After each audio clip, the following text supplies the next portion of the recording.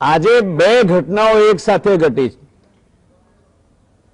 એક, જો બાઇડન એને અમેરિકન સેનેટે પ્રમુખ તરીકે ચૂંટાયેલા જાહેર કર્યા, કમલા હેરિસ એમના ઉપપ્રમુખ બનશે।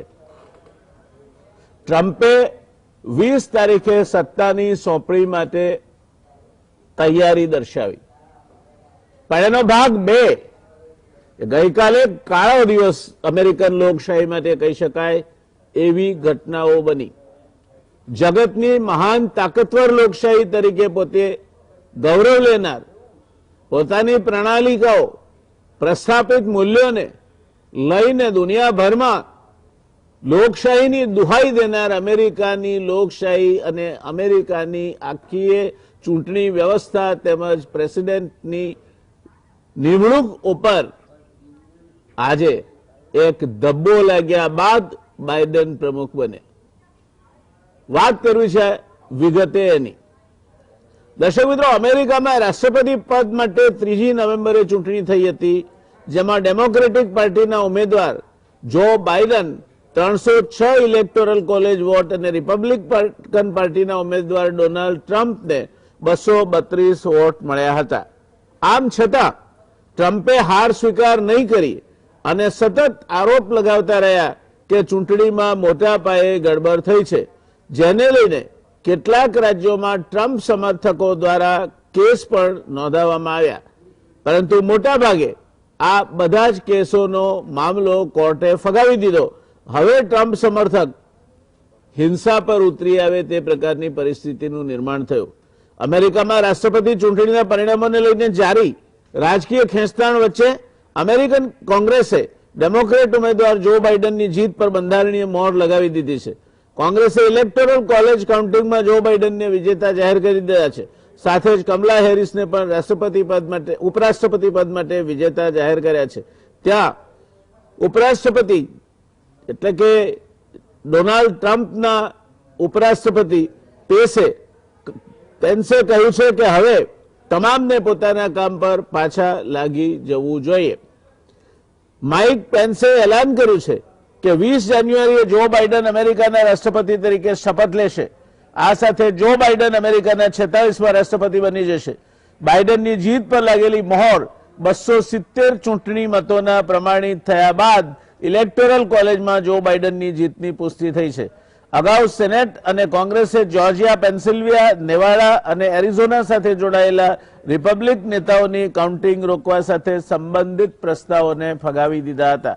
વિદાય લઈ રહેલા અમેરિકન પ્રમુખ ડોનાલ્ડ ટ્રમ્પના સમર્થક મનાતા એક ટોળાએ કેપિટલ હિલ એટલે જ્યાં અમેરિકાની સંસદ સેનેટ આવેલી છે એમાં ધસી જઈને સેનેટ કબજે કરવાનો પ્રયાસ કર્યો હતો। આપણા ત્યાં જેમ લોકોનું ટોળું ધસી જઈને લોકસભા એટલે કે પાર્લામેન્ટ કબજે કરવાનો પ્રયાસ કરે, એમ આ ટોળાએ સેનેટ કબજે કરવાનો પ્રયાસ કર્યો હતો। હિંસક ટોળાને વિખેરવા પોલીસે કરેલા ગોળીબારમાં એક મહિલા ઉપરાંત કુલ 4 વ્યક્તિના મોત નીપજ્યા હતા। પોલીસ અને સિક્યોરિટી દળોએ તોફાનીઓને બહાર કાઢ્યા હતા। વાસ્તવમાં કેપિટલ હિલમાં ઇલેક્ટોરલ કોલેજની પ્રક્રિયા ચાલુ હતી અને ગમે તે ઘડીએ જો બાઇડનને નવા પ્રમુખ જાહેર કરવાની ગણતરી ગણાતી હતી, ત્યારે ટ્રમ્પ સમર્થકોએ હજારોની સંખ્યામાં એક માર્ચ યોજી હતી, રેલી યોજી હતી અને કેપિટલ હિલ તરફ ધસી ગયા હતા। આમ તો સિક્યોરિટી આ ટોળાને ખાળવા પૂરતી વ્યવસ્થા કરી હતી, પરંતુ ધાંધલ ધમાલ અટકી નહીં અને લોકો કેપિટલ હિલમાં ઘૂસી ગયા હતા। તેમને રોકવા પોલીસે લાઠીચાર્જ, ટીયર ગેસ વગેરે સાધનો અજમાવ્યા, પરંતુ કશી કારી ફાવી નહોતી। આખરે પોલીસે ગોળીબાર કરવો પડ્યો હતો, જેમાં એક મહિલા મરણ પામી હતી। આખો વિસ્તાર ખાલી કરાયો ત્યારે જોવા મળ્યું હતું કે ટ્રમ્પના સમર્થકો પાસે ગન ઉપરાંત બીજા પણ ખતરનાક શસ્ત્રો હતા। પરિસ્થિતિ વણસતી જોઈને ટ્રમ્પ અને જો બાઇડન બંને શાંતિ અને વ્યવસ્થા જાળવવાની જાહેર અપીલ કરી હતી। અગાઉ પણ ટ્રમ્પના સમર્થકોએ અવારનવાર હિંસક દેખાવો કર્યા હતા, પરંતુ કેપિટોલ હિલમાં ઘૂસવાનો આ પહેલો બનાવ હતો। વાતાવરણ વધુ તંગ બનતા વોશિંગ્ટન ડીસીમાં કર્ફ્યુ લાદવામાં આવ્યો હતો। જો બાઇડને જાહેરમાં એવી અપીલ કરી હતી કે ડોનાલ્ડ ટ્રમ્પે દેશની માફી માંગવી જોઈએ અને પોતાના તોફાની સમર્થકોને રોકવા જોઈએ। ત્યારબાદ ટ્રમ્પે ટ્વિટર પર પોતાના સમર્થકોને શાંતિથી વિખેરાઈ જઈને ઘર ભેગા થવાની અપીલ કરી હતી. જો કે આ અપીલમાં પણ એમણે ચૂંટણીમાં ગોલમાલ થયાનું પોતાનું જૂનું ગાણું ફરી એકવાર ગાયું હતું. અમેરિકાની કેપિટોલ બિલ્ડિંગમાં રાષ્ટ્રપતિ ડોનાલ્ડ ટ્રમ્પના સમર્થકો દ્વારા થયેલ હિંસા બાદ અમેરિકાના ઘણા સાંસદો અને સંગઠનો ટ્રમ્પને રાષ્ટ્રપતિ પદથી દૂર કરવાની માંગ કરી રહ્યા છે. જે બિલ્ડિંગમાં ટ્રમ્પના સમર્થકોએ હોબાળો કર્યો તે બિલ્ડિંગમાં અમેરિકન કોંગ્રેસના સભ્યો બેસે છે. આ ઘટના બાદ ઘણા સાંસદો તેમજ ગવર્નરો ટ્રમ્પને રાષ્ટ્રપતિ પદ ઉપરથી દૂર કરવા માટે તેમના પર મહાભિયોગની કાર્યવાહી થવા અમેરિકન બંધારણના 25મા સંશોધનના ઉપયોગની માંગ કરી રહ્યા છે. સૌથી રસપ્રદ વાત તો એ છે કે ટ્રમ્પના કાર્યકાળમાં માત્ર 14 જ દિવસ બાકી રહ્યા છે, પરંતુ આજે થયેલી આ ઘટના બાદ તેમના પર કાર્યવાહીની માંગ ઉઠી રહી છે. અમેરિકાના મુખ્ય અખબાર ધી વોશિંગ્ટન પોસ્ટમાં ટ્રમ્પને પદ ઉપરથી દૂર કરવાની માંગ કરાઈ છે. તેમણે લખ્યું છે કે રાષ્ટ્રપતિ ટ્રમ્પ આગલા 14 દિવસ પણ પદ પર રહેવા માટે અયોગ્ય છે. 14 દિવસ પણ નહીં જોઈએ. તેમના કાર્યકાળની એકે એક સેકન્ડ કાનૂન વ્યવસ્થા અને રાષ્ટ્રીય સુરક્ષા માટે જોખમી છે. વોશિંગ્ટન પોસ્ટે ઉપરાષ્ટ્રપતિ માઇક પેન્સને કેબિનેટ બોલાવીને બાકીના કાર્યકાળની જવાબદારી સંભાળવાની અપીલ કરી છે. પ્રેસિડેન્ટ ઇલેક્ટની જીત પર મોહર લગાવવા માટે કોંગ્રેસ એટલે કે અમેરિકન સંસદનું સંયુક્ત સત્ર બોલાવવામાં આવે છે. તેની અધ્યક્ષતા ઉપરાષ્ટ્રપતિ કરે છે. આ વખતે આ ખુરશી પર માઇક પેન્સ હતા. પેન્સ રિપબ્લિકન પાર્ટીના છે. ટ્રમ્પ પછી તેમનો જ નંબર આવે છે. તેઓ ટ્રમ્પના સમર્થકોની હરકતથી ગુસ્સામાં દેખાયા. તેમણે કહ્યું, આ અમેરિકન ઇતિહાસનો સૌથી કાળો દિવસ છે. હિંસાથી લોકતંત્રને દબાવી કે હરાવી શકાય નહીં. આ અમેરિકાની જનતાના વિશ્વાસનું કેન્દ્ર હતું, છે અને હંમેશા રહેશે. યુએસ કેપિટલ હિસ્ટોરિકલ સોસાયટીના ડાયરેક્ટર સેમ્યુઅલ હોલિડેએ સીએનએનને જણાવ્યું છે કે 24 ઓગસ્ટ, આ સાંભળવા જેવું છે દર્શક મિત્રો, 24 ઓગસ્ટ 1814માં બ્રિટને અમેરિકા પર હુમલો કર્યો હતો. અમેરિકી સેનાની હાર પછી બ્રિટિશ સૈનિકોએ યુએસ કેપિટલમાં આગ લગાવી દીધી હતી. ત્યારથી અત્યાર સુધી એટલે કે 206 વર્ષમાં અમેરિકાની સંસદમાં આવો હુમલો થયો ન હતો. બપોરે 3 વાગ્યા સુધી ટ્રમ્પ સમર્થક સંસદની અંદર ઘૂસી ગયા હતા. સ્પેશિયલ ફોર્સના જવાન તેમના પર બંદૂક દેખાડતા નજરે પડ્યા હતા. સમર્થકોએ સંસદની અંદર તોડફોડ કરી. કેટલાક પ્રદર્શનકારીઓ હાઉસ ઓફ રેપ્રેઝેન્ટેટિવ્સના સ્પીકર નેન્સી પેલોસીની ખુરશી પર જઈને બેસી ગયા હતા. બારીના કાચ તોડી નાખ્યા હતા. આર્ટવર્ક લૂંટીને લઈ ગયા. બપોરે 1:30 વાગ્યાથી શરૂ થયેલી હિંસા 4 કલાક પછી સાંજે 5:30 વાગે રોકાઈ. ત્યારે સ્પેશિયલ ફોર્સ, મિલિટરી અને પોલીસે યુએસ કેપિટલના બંને ફ્લોર પરથી રમખાણ કરનારાઓને ભગાડી દીધા હતા. અમેરિકામાં વોશિંગ્ટન ડીસીમાં થયેલી હિંસાની ટીકા કરતા વડાપ્રધાન નરેન્દ્ર મોદીએ કહ્યું હતું કે સત્તાનું હસ્તાંતરણ શાંતિથી થઈ શકે એમ હતું, હિંસા કરવાની જરૂર નહોતી. તેમણે કહ્યું કે લોકશાહીમાં ગેરકાયદે અને હિંસક વિરોધ દ્વારા કશું મેળવી શકાય નહીં. ભારત ઉપરાંત કેનેડા, બ્રિટન અને અન્ય યુરોપીય દેશોએ પણ અમેરિકામાં બની રહેલા બનાવ અંગે ચિંતા વ્યક્ત કરી હતી. બ્રિટિશ વડાપ્રધાન બોરિસ જોન્સને ટ્વિટર પર લખ્યું કે અમેરિકાથી આવી રહેલા અહેવાલો ચિંતાજનક છે. બધાએ શાંતિથી કામ લેવું જોઈએ. કેનેડાના વડાપ્રધાન જસ્ટિન ટ્રુડો, ઓસ્ટ્રેલિયાના વડાપ્રધાન સ્કોટ મોરિસન, ન્યુઝીલેન્ડના વડાપ્રધાન જેસિન્ડા વગેરેએ પણ અમેરિકાની હિંસા અંગે ચિંતા વ્યક્ત કરતા શાંતિ જાળવવાની અપીલ કરી હતી અને બની રહેલા બનાવ અંગે ચિંતા વ્યક્ત કરી હતી. ખુદ અમેરિકાના 2 ભૂતપૂર્વ પ્રમુખો બરાક ઓબામા અને બિલ ક્લિન્ટને હિંસક બનાવો માટે ડોનાલ્ડ ટ્રમ્પને જવાબદાર ગણાવ્યા હતા. દર્શક મિત્રો, સત્તાની સોંપણી થવા માટેની આખરી તબક્કો જો બાઇડન ને વિજેતા જાહેર કરાય તે ઘડી આવવાની તૈયારી અને બરાબર એ સમયે એ જ આખી પ્રક્રિયામાં ખલેલ પાડવા માટે ટ્રમ્પના સમર્થકોનું ત્યાં જ્યાં પ્રક્રિયા ચાલી રહી હતી ત્યાં ધસી જવું, એ અમેરિકા પોતે લોકશાહીના મોટી મોટી વાતો કરે છે, પણ ત્યાં એની લોકશાહીનું જે મંદિર છે એમાં સલામતી વ્યવસ્થા કેટલી પોકળ અથવા છીંડાવાળી છે એનું ઉદાહરણ છે.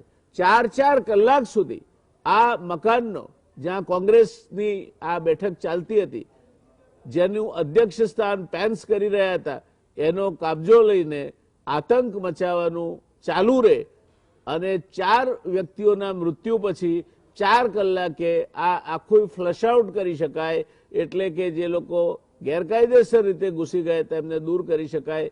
મને લાગે છે કે અમેરિકન લોકશાહી અને અમેરિકન સત્તાના તંત્ર અને વહીવટ માટે ઘણા મોટા પ્રશ્નાર્થચિહ્નો ઊભા કરી શકાય જાય છે. આજનો દિવસ એટલે કે ગઈકાલનો ત્યાંના પ્રમાણે અમેરિકાની લોકશાહી માટે કાળો દિવસ હતો. કેટલાઓએ 14 દિવસ બાકી રહ્યા છે ટ્રમ્પને પોતાના આખા કાર્યકાળના, ત્યારે આ 14 દિવસ પણ નહીં ચલાવીને એમને ઇમ્પીચમેન્ટ એટલે એમના ઉપર ઠપકાની દરખાસ્ત પસાર કરીને તાત્કાલિક અસરથી પ્રમુખ પદેથી દૂર કરવા માટે માગણી કરી છે. લોકો પ્રમુખ તરીકે ચૂંટાય, પોતાનો કાર્યકાળ સારો જાય, લોકપ્રિય થાય એવું બને, કાર્યકાળમાં કઈ ક્ષતિઓ રહી જાય, અપ્રિય થાય એવું પણ બને, ક્યારેક ક્યાંક કોઈક મુદ્દે પ્રજા એમનાથી નારાજ હોય તે પણ શક્ય છે, પણ એ બદનામ થઈને જાય અને એમના ઉપર ઇમ્પીચમેન્ટ ચલાવીને 14 દિવસ પણ હવે એમને રાખવા નહીં જોઈએ, એ પ્રકારનો જ્યારે લોકમત ઉભો થાય ત્યારે ટ્રમ્પ કેટલા બધા અપ્રિય થયા છે તેનો સ્વાભાવિક રીતે આપણને ખ્યાલ આવશે. આપણા વડાપ્રધાને પણ કહ્યું છે કે હિંસા કર્યા વગર જે કંઈ લોકશાહીનો ચુકાદો છે, સત્તાની સોંપણી વગર કોઈ હિચકિચ, વગર કોઈ ચિંતા, વગર કોઈ હિંસા થઈ જવી જોઈએ અને એ જ લોકશાહીના હિતમાં છે. આ પરિસ્થિતિની ચર્ચા આજે આપણે કરવાના છીએ કે અમેરિકા જેવી વ્યવસ્થા, જે જગતની સૌથી વધારે બળવાન લોકશાહી કહેવાય, જ્યાં પ્રસ્થાપિત પ્રણાલિકાઓનું એક આગવું મહત્વ છે અને જ્યાં પ્રસ્થાપિત પ્રણાલિકાઓ સામે ગમે તે હોદ્દો ધરાવતા હોય, પછી પ્રમુખ હોય, ઉપપ્રમુખ હોય, ગમે તે હોદ્દે તમે બેઠા હો તો તમારે નતમસ્તકે તમારે બંધારણ સામે અને પ્રસ્થાપિત પ્રણાલિકાઓ સામે ઊભા રહેવું પડે છે. એવા સમયે આ પ્રકારની ઘટના ઘટવી એ અમેરિકા માટે કાળો દિવસ છે, અમેરિકન લોકશાહી માટે કાળો દિવસ છે અને એ પરિસ્થિતિમાં આપણે આજે એક વિદ્વાન પેનલ સાથે આ સમગ્ર બાબતની ચર્ચા કરવાના છે. આમ તો આપણે ચર્ચા કરવાના હતા આજે બર્ડ ફ્લૂ વિશે અને બર્ડ ફ્લૂએ બચાવેલ આતંક વિશે, પણ એકાએક આ ઘટના ગઈકાલે બની અને લાગ્યું કે એ જ્યારે ઓવન ફ્રેશ છે, તાજી છે, ત્યારે જ એની ચર્ચા થવી જોઈએ. એ કારણસર આપણે આ ચર્ચા આજે રાખીએ છીએ. આપણી આજની વિદ્વાન પેનલ છે ડૉક્ટર કેતનભાઈ શુક્લા, જેનાથી ગુજરાત સમાચાર ટેલિવિઝનના દર્શકો સુપરિચિત છે. ડૉક્ટર કેતનભાઈ 1986ની બેચના ઇન્ડિયન ફોરેન સર્વિસના અધિકારી છે, રાજદૂત તરીકે અનેક દેશોમાં કામ કરી ચૂક્યા છે અને પોતે ક્વોલિફાઈડ MBBS એટલે કે મેડિકલ ડૉક્ટર છે. માઇક્રોબાયોલોજી સાથે એમણે BSc પણ કર્યું છે અને એશિયા પેસિફિક સ્ટ્રેટેજિક સ્ટડી હોનોલુલુના તેઓ પૂર્વ વિદ્યાર્થી છે. Professor Sanjay Jha central university of ગુજરાતમાં નેશનલ સિક્યોરિટી સ્ટડીઝ વિભાગના ડીન છે. જવાહરલાલ નહેરુ યુનિવર્સિટીમાંથી પ્રોફેસર ઝાએ MA અને PhD કર્યું છે અને 20 વર્ષથી વધુનો આ ક્ષેત્રનો વ્યાપક અનુભવ ધરાવે છે. અંકુરભાઈ વૈદ્ય અમેરિકાથી જોડાઈ રહ્યા છે, નોન રેસિડેન્ટ ઇન્ડિયન છે, અમેરિકામાં સ્થાયી થયા છે, અમેરિકન રાજકારણના જાણકાર છે.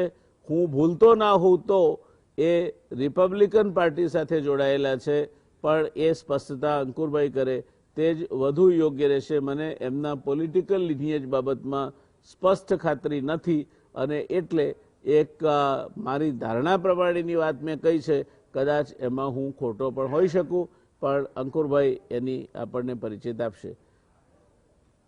તો શરૂઆત આપણે કરીએ પ્રોફેસર संजय झा थी. झा साहब, ये पूरी घटनाएं आपके सामने है. जो हमारी लोकशाही व्यवस्थाएं हैं और वो प्रक्रिया के अनुसार अमेरिका में भी प्रस्थापित कुछ प्रणालियां हैं जिसके मुताबिक आज कांग्रेस 270 मत का वो आंकड़ा पार करने के लिए जो बाइडेन को विधिवत अमेरिकन प्रमुख की इलेक्शन में जीते हुए जाहिर करने वाली थी। ठीक उसी समय जब ये प्रक्रिया चल रही थी, तब ट्रंप समर्थकों का एक बहुत बड़ा जमावड़ा रैली के रूप में वहां पहुंचता है, धमालबाजी करता है। उनमें से कुछ के पास तो फायर आर्म्स भी और उससे भी ज्यादा घातक शस्त्र भी है, तोड़फोड़ होती है और कुल मिला के मिलिट्री, पुलिस और सिक्योरिटी फोर्सेस ये सब लोगों को फ्लश आउट करते हैं। उसमें 4 घंटे लगते हैं, 4 लोगों की मौत हो जाती है। क्या लगता है आपको, ये अमेरिका जैसा देश जो दुनिया में हर कोई को लोकशाही के नाम पे दुहाई देता फिरता है, लोकशाही का खुद प्रहरी है, ये रोल में अपने आप को पेश करता है, क्या ये पूरी घटना को देखते हुए ये ब्लैक डे था कल का, आपका क्या मानना है इसके लिए? और अमेरिका जैसे देश की लोकशाही और संसद के लिए इस घटना को आप कौन से नजरिए से, किस नजरिए से देखते हैं? जी नमस्कार। ये जो अमेरिका में हुआ है, ये दोनों सदनों के दोनों में जो यूएस कांग्रेस के दोनों सदनों की मुहर लगने के बाद अब ये प्रक्रिया पूरी हो गई है। लेकिन जैसा आपने विस्तार से बताया कि ट्रंप समर्थकों ने इसको डिसरप्ट करने की कोशिश की और इसमें जो व्यवधान डालने की कोशिश की, इसको लेकर 2 तरह के इंटरप्रिटेशन पॉसिबल है। पहला ये जो है कि पहला इंटरप्रिटेशन ये है कि डोनाल्ड ट्रंप व्यक्तिगत रूप से इसके लिए जिम्मेदार है और अमेरिकन डेमोक्रेसी के फंडामेंटल्स बड़े मजबूत है और ये स्थापित प्रक्रिया के तरह चलता है। और इस बात की पुष्टि इस बात से होती है कि रिपब्लिकन पार्टी के भी वरिष्ठ नेताओं ने इसकी निंदा की है और बात यहाँ तक पहुंच गई कि ट्रंप को हटाने की भी बात हो गई कि वाइस प्रेसिडेंट अब उसको ले लेंगे, जो 25th अमेंडमेंट है उसको इन्वोक करते हुए।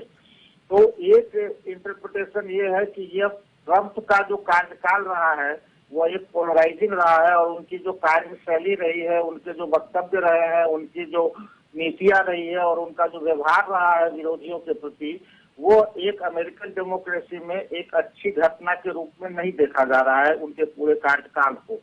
वो दोनों आंतरिक नीतियां और विदेश नीतियां दोनों के पक्ष में कई ऐसी घटनाएं हुई हैं जहां पर ऐसा लगा है कि अमेरिका अपने स्थापित मूल्यों से अलग जाकर अपनी नीतियों का पालन कर रहा है। तो एक इंटरप्रिटेशन इसका ये है कि अमेरिकन डेमोक्रेसी जो है मजबूत ही है और यह इसमें एक एवरेशन है जो 4 घंटे की जो वो हिंसात्मक वारदात हुई है उस पर नियंत्रण पा लिया गया है। और ये दूसरा जो इंटरप्रिटेशन है कि ट्रंप का कार्यकाल और जो ये घटना घटी है वह अमेरिकन डेमोक्रेसी में कुछ जो आंतरिक जो विघटनकारी तत्व है और उसकी जो कमजोरियां हैं उनको ये सामने लाता है।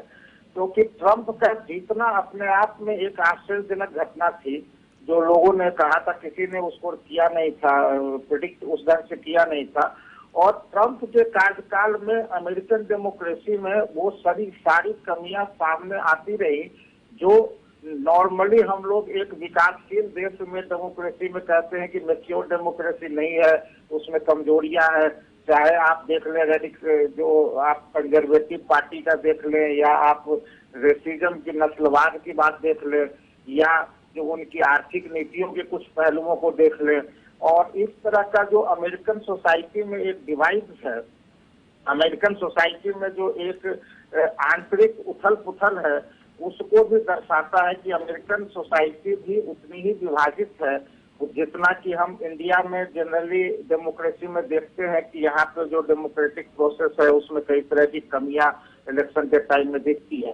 तो ये एक इंडिकेशन इस बात का भी है कि अमेरिकन डेमोक्रेसी जो दुनिया की सबसे सक्सेसफुल डेमोक्रेसी मानी जाती है, पुरानी डेमोक्रेसी मानी जाती है, उनकी संस्थाएं बड़ी मजबूत है, उसमें कहीं न कहीं कुछ कमी है।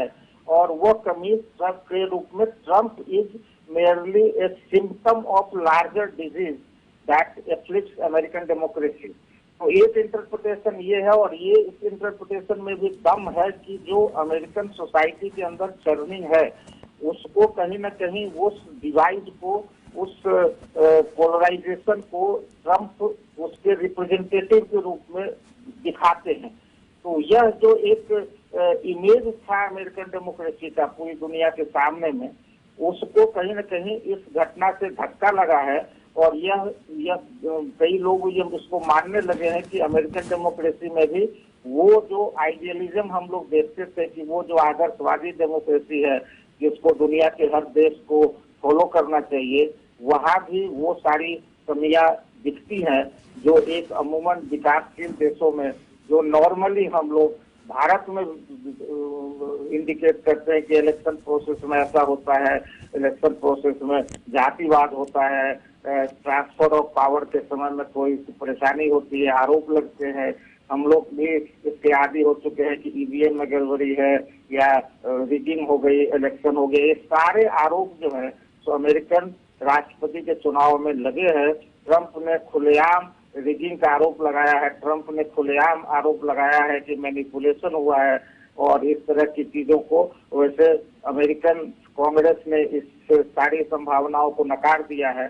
तो पेंसिल्वानिया और इस तरह के जो जॉर्जिया, इस तरह के राज्यों में जो चुनावों को चैलेंज किया गया था उसको अमेरिकन कांग्रेस ने एक्सेप्ट नहीं किया है और लीगल प्रोसेस में भी एक्सेप्ट नहीं किया है। और लार्जर इमेज ये बन रहा है कि इलेक्शन फ्री एंड फेयर था और ट्रांसफर ऑफ पावर स्मूथ होना चाहिए था।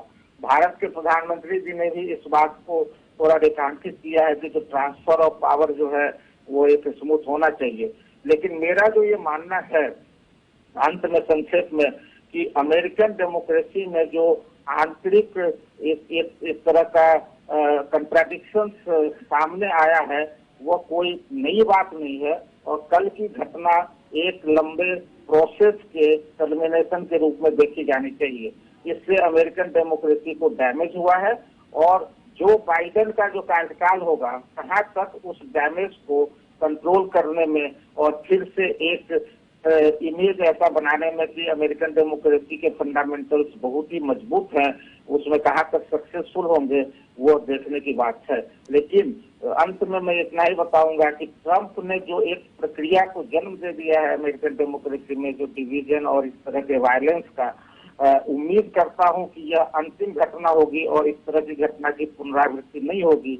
अगर ऐसा होता है तो यह सही में एक दुर्भाग्य होगा, क्योंकि हम लोग भी as a student of political science American democracy को एक मॉडल डेमोक्रेसी मानते थे, अमेरिका को एक मॉडल कंट्री हम लोग मानते रहे हैं, जहाँ पे हर तरह के लोग, हर विश्व के हर कोने के लोग, हर समुदाय के लोग, हर नस्ल के लोग एक साथ डेमोक्रेटिक राइट्स को एंजॉय करते हैं और हर का पार्टिसिपेशन होता है।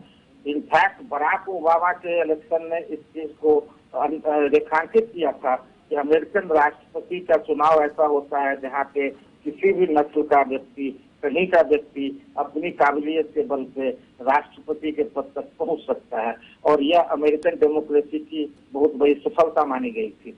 तो जहाँ बराक ओबामा का सफलता माना गया था, ट्रंप का कार्यकाल ठीक उससे उल्टा साबित हुआ है और कई मायनों में उन्होंने अच्छा काम भी किया है, कुछ इकोनॉमिक पॉलिसीज और इसको अमेरिकन आइडेंटिटी के सेट करने के। लेकिन ओवरऑल असेसमेंट में जो देखा जाएगा कि ट्रंप काल में कई कमियां इस मुद्दे पे रही है। जी धन्यवाद संजय जी।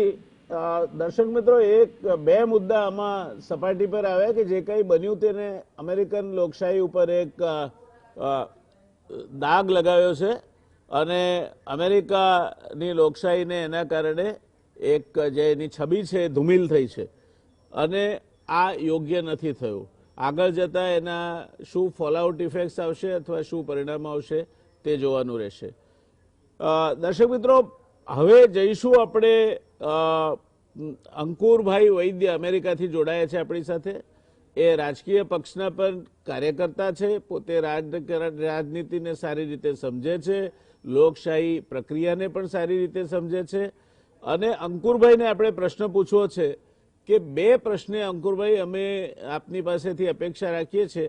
એક તો પહેલો પ્રશ્ન છે કે હમ દલ સે બડે नहीं है। हमसे बड़ा दल और दल से बड़ा देश એ વાત લોકશાહી પ્રક્રિયામાં હંમેશા જળવાવી જોઈએ। તમારો પક્ષ તમારા પર હાવી થઈ જાય અને લોકશાહી પ્રક્રિયાનો અને લોકશાહી મૂલ્યોનો ભોગ લેવાય તે ચાલે નહીં। આ કિસ્સામાં ક્યાંક ને ક્યાંક એવું બન્યું છે।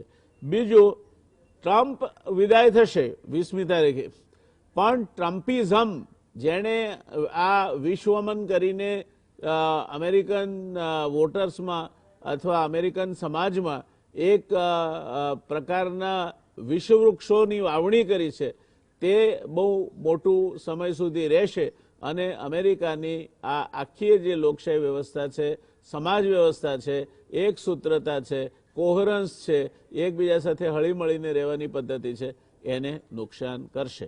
મેં આપને અંકુરભાઈ પ્રશ્નો અગાઉથી એટલા માટે કહી દીધા કે અહીંયા હું રોકાઈશ એક નાનકડા કમર્શિયલ બ્રેક માટે અને પછી તરત આપની પાસે આવીશ। ત્યાં સુધી આપ આ પ્રશ્નોના જવાબ વિચારી રાખો, એટલે મેં પ્રશ્નો આપને એડવાન્સમાં કહી રાખ્યા છે। રોકાઈશું દર્શક મિત્રો એક નાનકડા કમર્શિયલ બ્રેક માટે અને પછી સીધા જઈશું અંકુરભાઈ પાસે આ પ્રશ્નોનો જવાબ અને એમના અવલોકનો મેળવવા માટે। નમસ્કાર દર્શક મિત્રો, બ્રેક બાદ ફરી એકવાર આપનું અમેરિકન પ્રમુખની વરણી બાબતમાં જે કોઈ ઘટનાઓ ઘટી તે સંદર્ભમાં થઈ રહેલી ચર્ચામાં સ્વાગત છે। અંકુરભાઈ પાસે જઈશું આપણે। અંકુરભાઈ, 3 પ્રશ્નો છે મારા, આપને કદાચ વ્યવસ્થિત ન સંભળાયો તો હું આઈ વિલ રિપીટ ઇટ। પહેલું છે કે આપણે એવું કહીએ છીએ કે ખુદ સે બડા દલ और दल से बड़ा देश। આજે કેટલાક રિપબ્લિકન એમપી એમણે પોતે આ ભાવનાનું સમર્થન કરી અને યથાયોગ્ય વર્તન કર્યું છે અને એના કારણે એમનું પોતાનું કદ તેમજ રિપબ્લિકન પાર્ટીનું કદ પણ કંઈક અંશે જળવાયું છે એમ કહીએ તો અતિશયોક્તિ નથી। બીજું છે કે ટ્રમ્પ તો જશે, 20 તારીખે હવે ટ્રમ્પે વિદાય થવાનું છે એ વાત તો નક્કી થઈ ગઈ છે, પણ ટ્રમ્પિઝમ નહીં જાય। ટ્રમ્પે જે વિશ્વમન કર્યું છે અને જે વિષવવૃક્ષો એણે વાવ્યા છે, છોડવાઓ, એ આવનાર ઘણા લાંબા સમય સુધી અમેરિકાની લોકશાહીને અને સમાજ વ્યવસ્થાને પીંખતા રહેશે એવું આપ માનો છો? અને ત્રીજું કે ટ્રમ્પના ગયા પછી બાઇડન અને કમલા હેરિસની કામગીરી બાબતમાં વૈશ્વિક સ્વીકૃતિ અંગે પણ જે પ્રકારની ઘટના અમેરિકન કોંગ્રેસના નિર્ણાયક તબક્કે બની એની કોઈ અસર પડશે એવું આપ માનો છો?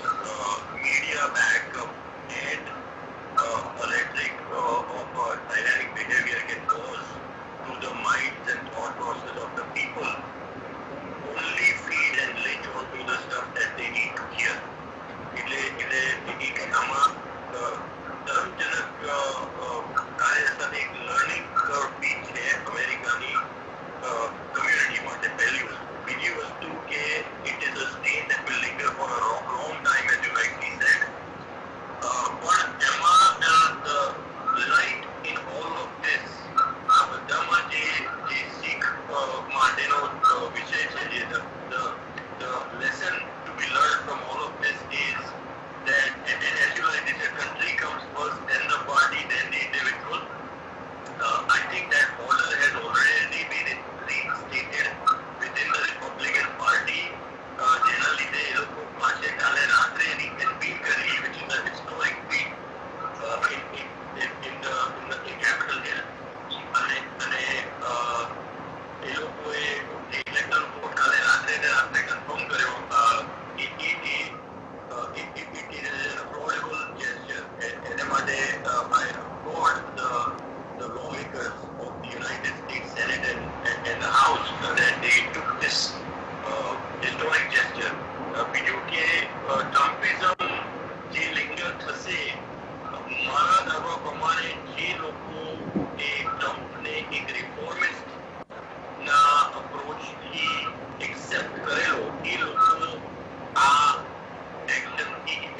સાથેની ખેડો મારશે.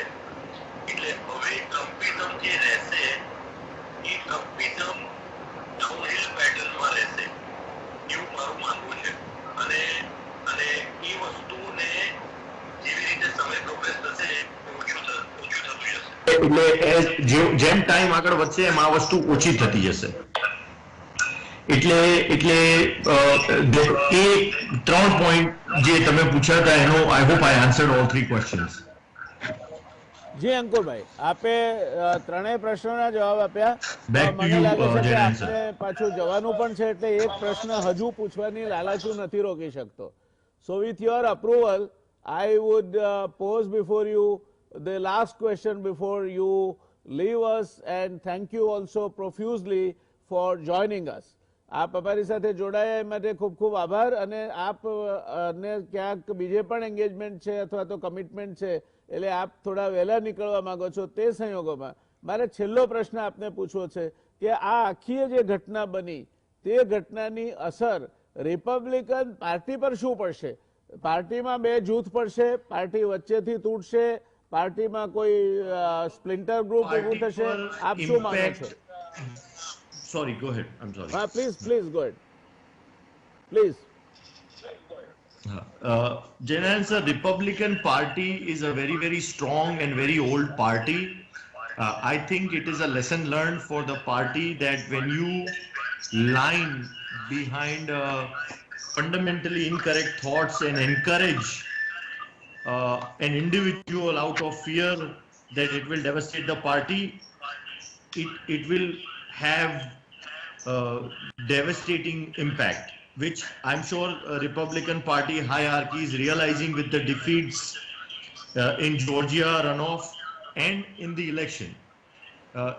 I think it's time for the Republican Party to get back on the drawing board and reassess and stick to the fundamental core values of conservative nature and do away with the reformist approach that they have taken with the ticket given to President Trump.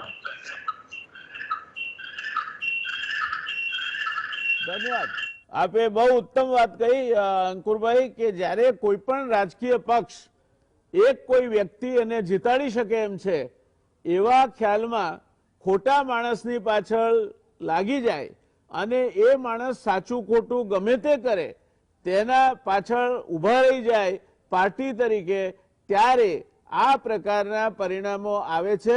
ટ્રમ્પને ticket આપવામાં ક્યાંક ઉતાવળ થઈ હતી અને આ તો grand old party છે, એટલે એ પોતે પોતાના આ પ્રકારના જે નાના મોટા આંચકા આવશે એ સહી શકવાને અને એમાંથી સુધરીને આગળ વધવા માટે સક્ષમ છે. એ આપની વાત સાથે હું સંમત છું અને હું એવી અપેક્ષા રાખું કે રિપબ્લિકન પાર્ટી હવે પછી બીજા કોઈ ટ્રમ્પનું સર્જન ન કરે એટલું ડાપણ એમને આ અનુભવમાંથી મળશે. ક્યારેક અનુભવેથી પણ રાજકીય પક્ષો શીખતા નથી, પણ રિપબ્લિકન પાર્ટી આપે કહ્યું તે પ્રમાણે it's a very strong party, it is a grand old party, it has very deep roots and understanding about American politics and American people. So I am sure it will come out of it. And my all the best wishes. Thank you so much for joining us on this very important discussion, sparing your valuable time, and look forward to see you again sometimes on the screen of Gujarat Samachar television. Thank you very much. કેતનભાઈ, હવે આપનો વારો. America એક super power છે અને આખી દુનિયાની નજર America પર મંડાયેલી રહે છે. એ સંદર્ભમાં આ ઘટનાનું મહત્વ આપના મન એક રાજનયિક તરીકે કેવું છે અને દુનિયાના બીજા જે દેશો છે, જે લોકશાહી દેશો છે, એમણે આમાંથી શું બોધ લેવો જોઈએ?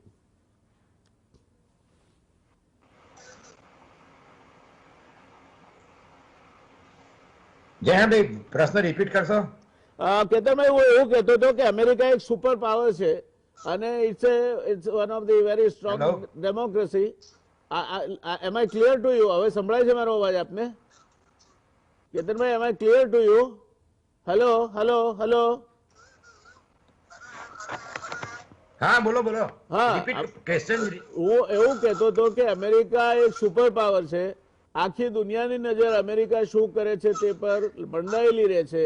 ત્યારે જે ઘટના બની ગઈકાલે તેના પરથી દુનિયાએ શું બોધ લેવા જેવો છે, અને આપના મતે આ ઘટનાને આપ કયા સંદર્ભમાં અને કઈ રીતે જુઓ છો? આ છે ને, આમ જો આપણે કહ્યું પહેલા એ પ્રમાણે કે 1777 પછી આટલો મોટો એમની પર હુમલો, એની જે સેકન્ડ કોન્ટિનેન્ટલ કેપિટલ હતી, આમાં 3-4 વસ્તુઓ છે કે આ જે વસ્તુઓ હતી 4 વર્ષથી હતી. એટલે આ મુદ્દો જે ટ્રમ્પિઝમ અને ટ્રમ્પર, આમાં જે લોકો આશાવાદ રાખે છે કે આ વસ્તુ જતી રહેશે, તો એ વાત ખોટી છે. કારણ કે કાલે બી જે સેનેટમાં વોટિંગ થયું એમાં 130 કોંગ્રેસમેન અને 7 સેનેટરે જે વોટ આપ્યા એ ટ્રમ્પના માટે આપ્યા. ટેડ ક્રુઝ અને હાઉલી બંને પ્રિન્સ્ટન હાર્વર્ડમાં ભણેલા સેનેટર છે, એ લોકોએ સ્પીચ આપી. આ બધી જ વસ્તુ ઘટના ઘટી હતી ત્યારે થઈ. એટલે આ વસ્તુ બીજી બધી લોકશાહીઓ માટે બહુ અગત્યની છે કે જે કે કલ્ટ ફિગર, કે આપણે એને અંધભક્ત કહી શકીએ. એટલે આ વસ્તુ જે હતી એ છેલ્લા 4 વર્ષથી ચાલતી હતી. અને આપણે કહેવાય કે કોલિન પાવેલે 2016માં જ કહ્યું હતું. રિપબ્લિક પાર્ટીમાં અત્યારે પ્રોબ્લેમ એ છે કે ટ્રમ્પના વગર જે 30%નો આંધળો ટેકો છે, એટલે મોટા ભાગના સેનેટરો અને કોંગ્રેસમેનોએ ટ્રમ્પની સામે હજુ સુધી કશું બોલ્યા નથી. સારી વસ્તુ એ આમાં ચાઇનાએ પણ સ્ટેટમેન્ટ આપ્યું છે કે હોંગકોંગમાં અમે તો અમારી સરકાર સામેના આંદોલન, પણ તમારે તો કોંગ્રેસમાં તમારી પ્રેસિડેન્ટે અને એના લોકોએ જે કર્યું. એટલે આમાં જે અમેરિકાની એક ઇમેજ છે લોકશાહીનું સંરક્ષણ કરનાર, એ ઇમેજને બહુ મોટો ધક્કો પહોંચ્યો છે. તુર્કીએ પણ સ્ટેટમેન્ટ આપ્યું છે. મેક્રોન, બોરિસ અને ટ્રેડો, એ દરેક જણે આ વસ્તુને ક્રિટિસાઇઝ કરી છે. પણ ટ્રમ્પે હજુ સુધી એમણે ખાલી એટલું જ કહ્યું કે અમે એને કન્સીડ કરીશું અને આઈ લવ યુ પીપલ. એટલે આ વસ્તુ છે. એમાં એક જ વસ્તુ જે મહત્વની આજે આખી દુનિયામાં હેડલાઇન હતી એ રહી ગઈ કે બંને જે જોર્જિયામાં સીટો જીત્યા, એટલે બિડેન માટે કોંગ્રેસ, સેનેટ બધામાં મેજોરિટી આવી ગઈ. એ બહુ મહત્વની વસ્તુ રહેશે લોકશાહી માટે. અને આમાં લોકશાહીમાં એક વસ્તુ શીખવી જોઈએ કે મીડિયાનો રોલ. પણ આપણે જે મીડિયાના રોલનો જોઈએ છે, અમેરિકામાં 60 કેસોમાં બધા જ જજોએ 60 ફેડરલ કોર્ટથી માંડીને સુપ્રીમ કોર્ટે બધા કેસ ફગાવી દીધા. મોટાભાગના મીડિયાએ આનું ક્રિટિસિઝમ 2 વર્ષથી દરેક પગલાંનું થતું હતું કે કોવિડમાં, ઇકોનોમીમાં, કે ઇલેક્શન પહેલાં અને ઇલેક્શન પછી જે પ્રેસિડેન્ટના સ્ટેટમેન્ટ હતા અને આ જે વસ્તુઓ થવાની હતી. ઇવન રિપબ્લિક પાર્ટીના પણ ઘણા જે અમુક લીડરો હતા, ચેની, અને એ લોકોએ આનો વિરોધ કર્યો હતો. એટલે લોકશાહીમાં એક વસ્તુ શીખવી જોઈએ કે મીડિયા, જ્યુડિશિયરી અને જે લોકતંત્ર છે એમાં આ 2 વસ્તુનો બહુ મોટો ભાગ રહે છે. અને એમાં જે ટ્રમ્પની જે ભત્રીજીએ લખ્યું છે ચોપડી, એ બહુ સરસ લખી છે કે કેવી રીતે એક લોકશાહીમાં એક જ માણસ એને કેટલી હાનિ પહોંચાડી શકે, એની અંધભક્તિમાં કેટલું નુકસાન થઈ શકે. એટલે આ લોકશાહી માટે એક બહુ મોટો જે કહેવાય કે એક બોધપાઠ છે. અને અમેરિકાની જે ઇમેજ હતી છેલ્લા કેટલાય દસકાઓથી, કે એમાં એવું થયું છે કે ડાહી સાસરે ના જાય અને ગાડીને શિખામણ આપે.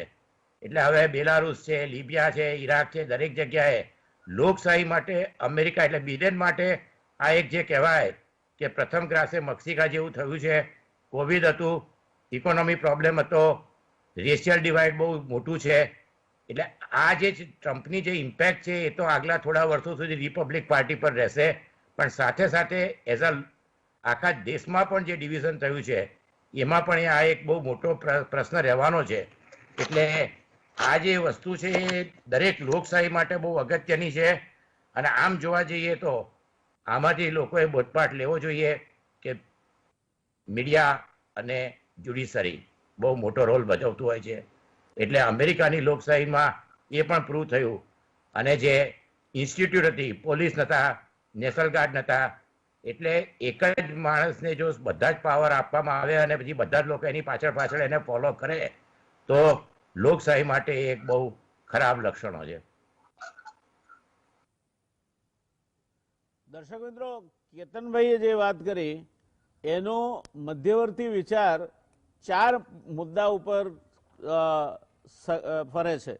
પહેલો મુદ્દો છે કે અમેરિકાની લોકશાહીની મજબૂતી અંગેની દુનિયાભરમાં છબી ખરડાઈ છે. ચીન એમ કહેતું થયું છે કે હોંગકોંગમાં અમે તો આંદોલનનો સામનો કરી રહ્યા છીએ, પણ તમે તો તમારી પાર્લામેન્ટમાં આંદોલન ખાળી નથી શકતા અને ત્યાં હુમલાઓ થાય અને તોફાનો થાય છે. તુર્કી પણ એ આ કોઈ પણ નહીં ચૂકે. એટલે અમેરિકાની જે લોકશાહી એક મજબૂત લોકશાહી છે અને એની પ્રથાઓ એક પ્રસ્થાપિત પ્રણાલિકાઓ પ્રમાણે જ ચાલે છે, એ આખી જે એની છબી હતી અને એ છબી પ્રમાણે અમેરિકામાં ગમે તે સરકાર આવે કે ગમે તે સરકાર જાય, એ ફ્રેમની વચ્ચે રહીને જ અમેરિકા કામ કરશે. એ પ્રકારનો દુનિયામાં જે વિશ્વાસ હતો એ વિશ્વાસ આજે નંદવાયો છે ગઈકાલના બનાવને કારણે.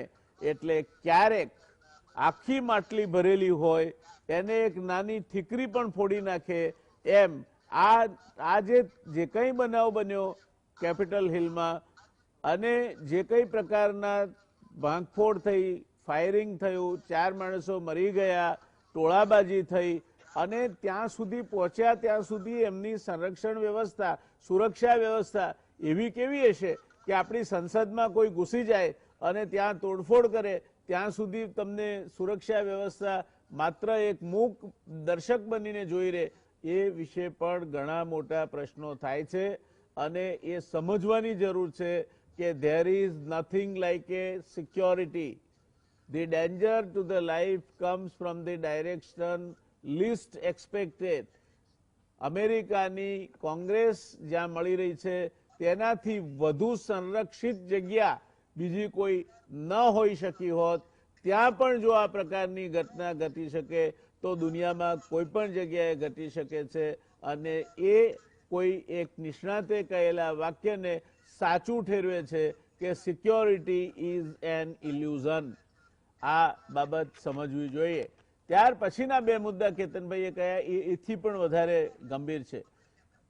કોઈ લોકશાહીના 2 સ્તંભ, એક છે જ્યુડિશિયરી એટલે કે ન્યાયતંત્ર અને બીજી છે ચોથી જાગીર એટલે કે મીડિયા. અમેરિકામાં ન્યાયતંત્ર સામે જેટલા કેસ ગયા એ બધામાં એમણે બિલકુલ કડકાઈથી વર્તીને એ કેસ ફેંકી દીધા. ન્યાયતંત્રએ ન્યાયતંત્ર તરીકેની પોતાની વિશ્વસનીયતા જાળવી રાખી. દર્શક મિત્રો, the judiciary must understand that it is not sufficient that they are independent, they must appear to be independent also.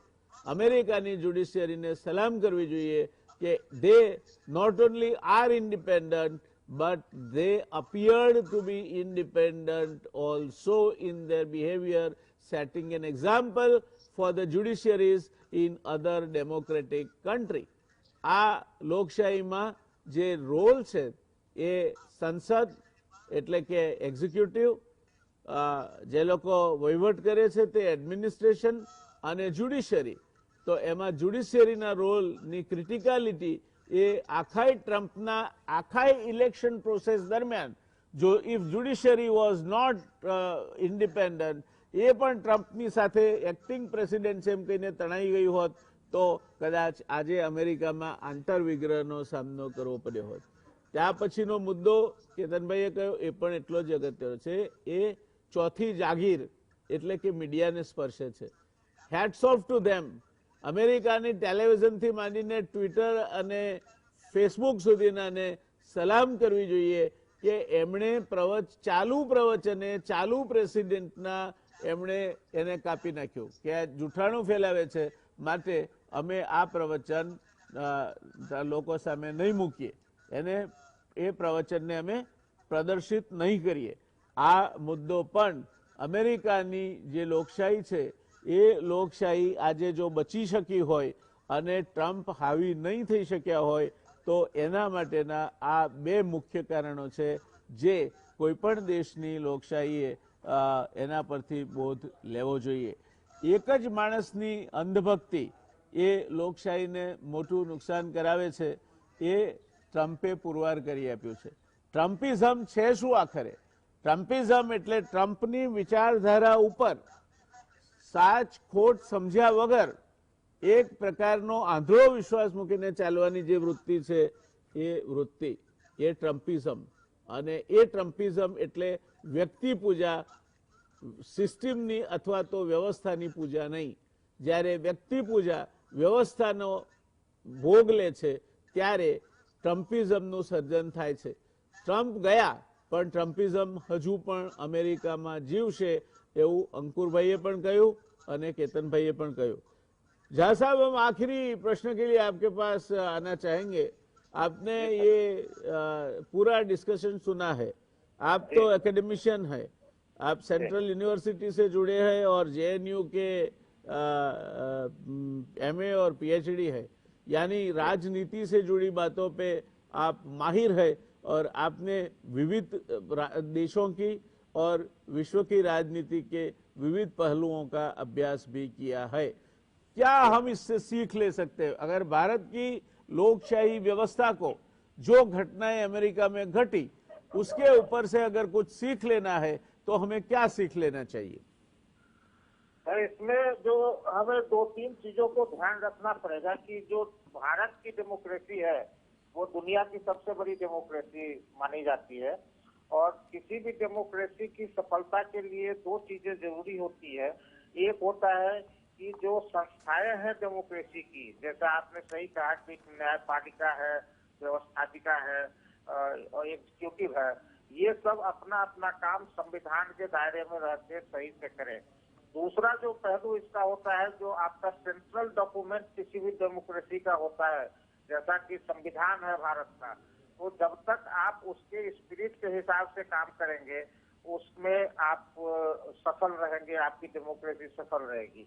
तीसरी बात जो होती है कि किसी भी डेमोक्रेसी का जो मूल तत्व होता है वो होता है जनता की इच्छा, पीपुल्स विल.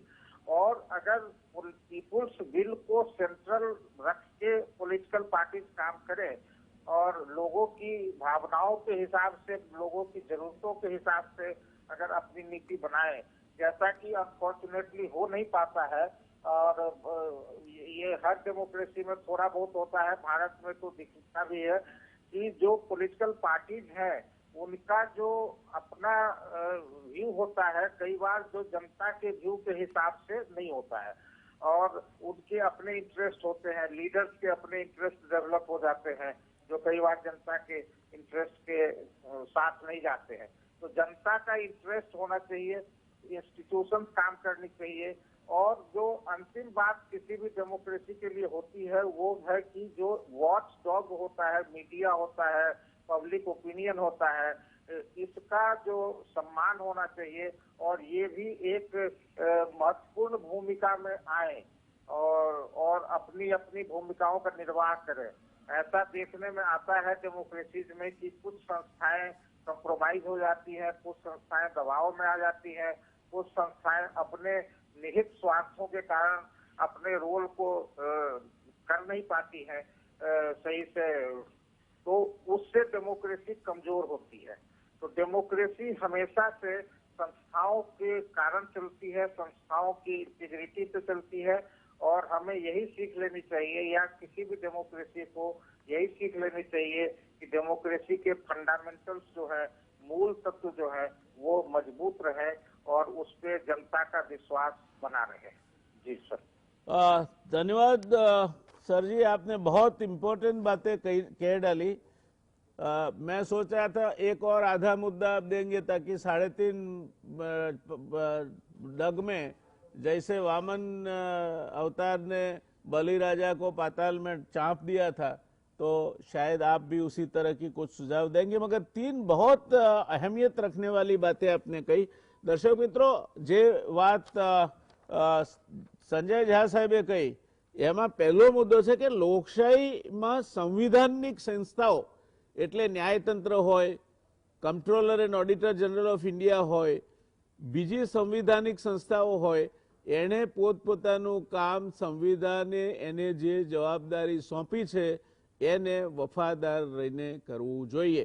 પછી એ લોકાયુક્ત હોય, પછી એ comptroller and auditor general of India હોય, ન્યાયતંત્ર હોય, ઇલેક્શન કમિશન હોય, એમણે પોતાની જવાબદારીઓ સંવિધાને એમનામાં જે નક્કી એમના માટેની જે માર્ગદર્શિકાઓ નક્કી કરીને એમને સોંપી છે એમાંથી ટસથી મસ થયા વગર નિભાવવી જોઈએ. આજે અમેરિકાની સંવિધાનિક સંસ્થાઓએ એ જવાબદારી નિભાવી માટે અમેરિકા આંતરવિગ્રહની મહાજાળમાં હોમાતું બચી ગયું છે. પણ જ્યારે સંવિધાનિક સંસ્થાઓ પોતાની જવાબદારી નિભાવવામાં નિષ્ફળ જાય અને વિશ્વસનીયતા ગુમાવી બેસે ત્યારે ભારત જેવા મોટા દેશમાં એને પછી કોઈ એવું વ્યવસ્થા નથી, એવું મિકેનિઝમ નથી કે જે એ વિશ્વાસને જાળવી શકે. બીજી વાત ઝા સાહેબે કહી કે લોકશાહી જનતાની ભાવના અને નીતિઓને કેન્દ્ર સ્થાને મૂકીને ચાલવી જોઈએ. નેતાઓના કોઈ સ્થાપિત હિતો અથવા તો સ્થાપિત રસ હોય અથવા નેતાની પોતાની કોઈ મનીષા હોય, પોતાની કોઈ માન્યતા હોય, પોતાનો કોઈ મત હોય જેને એમણે પોતે જ પ્રેમ કરવા માંડ્યા હોય કે ના આ મત તો મારો છે, એનાથી વધારે સારો મત હોઈ શકે નહીં, ત્યારે એ લોકશાહી તકલીફમાં મુકાય છે. લોકશાહી હંમેશા જનતાની જે મનસા છે, જનતાની ઈચ્છા છે એને કેન્દ્ર સ્થાને મૂકીને ચાલવી જોઈએ. અને ત્રીજું કે જો લોકશાહીની આ સંસ્થાઓ જે વોચડોગ છે, ખાસ કરીને માધ્યમો, મીડિયા, એમણે પોતાની જો ફરજ બજાવવામાં નિષ્ફળ જાય અને જનતા પોતાનો અભિપ્રાય વ્યક્ત કરવામાં દબાઈ જાય, ખાસ કરીને જનતાના સંગઠનો જેવા કે ચેમ્બર ઓફ કોમર્સથી માંડીને સ્વૈચ્છિક સંગઠનો સુધી, તો લોકશાહી સરવાળે એક એવા તબક્કે પહોંચે છે જ્યારે કુકરનો પેલો સ્ટીમ રિલીઝ વાલ્વ ફેલ થઈ જાય છે અને પરિણામ ધડાકો થવામાં આવે છે. અમેરિકામાં ગઈકાલે બનેલો બનાવ એક કરતાં વધુ કારણોસર આંખ ઉઘાડનાર બનાવ છે. પ્રધાનમંત્રીજીએ સાચી રીતે જ એની ભર્ત્સના કરી છે. એમણે કહ્યું છે કે આ પ્રકારની હિંસા થાય અને આ પ્રકારની પરિસ્થિતિનું નિર્માણ થાય એવું ના થવું જોઈએ. વાત સાવ સાચી છે. સવાલ એ છે કે આપણે આપણા માટે એમાંથી શું ગ્રહણ કરવાનું છે. કારણ કે એવું કહેવાય છે કે હંસો શ્વેત બકો શ્વેત કો ભેદ બકહંસયો નિરક્ષીર વિવેકેતુ. હંસો હંસ બકો બક, બગલોય ધોળો હોય છે, હંસે ધોળો હોય છે. હંસ અને બગલા વચ્ચેનો ભેદ શું? તો એ જ શ્લોક જવાબ આપે છે કે નિરક્ષીર વિવેક કરવામાં હંસ અને બગલો જુદા પડી જાય છે. આપણે આશા રાખીએ કે આપણે ત્યાં લોકશાહીના સંરક્ષકો, લોકશાહીની સંસ્થાઓ, સંવિધાન દ્વારા પ્રસ્થાપિત સંસ્થાઓ, જનતા, માધ્યમો આ નિરક્ષીર વિવેક કરનાર હંસ તરીકેની કામગીરી કરે તો લોકશાહી વ્યવસ્થાના કુકરનો વાલ્વ નહીં ફાટે અને આ દેશ એક દિવસ ચોક્કસ વિશ્વનું નેતૃત્વ કરશે. આજે અમેરિકાના આ બનાવ પરથી આટલી શીખ સાથે આજની ચર્ચા પૂરી કરીશું. આપણા પેનલના ત્રણેય સભ્યો ડૉક્ટર કેતનભાઈ શુક્લા, પ્રોફેસર સંજય ઝા અને અંકુરભાઈ વૈદ્યનો તહે દિલથી આભાર માનીએ છીએ ગુજરાત સમાચાર વતી અને મારી અંગત હેસિયતથી તેમજ ગુજરાત સમાચાર ટેલિવિઝનના દર્શકો તરફથી. મળીશું કાલે દર્શક મિત્રો એક નવા વિષય સાથે, નવી પેનલ સાથે, નવા મુદ્દાઓ સાથે. જોતા રહો ગુજરાત સમાચાર ટેલિવિઝન પર સાચા અર્થમાં જેને ડિબેટ કહી શકાય તેવું રિયલ ડિબેટ. મળીએ. શુભરાત્રી, શબ્બા ખેર.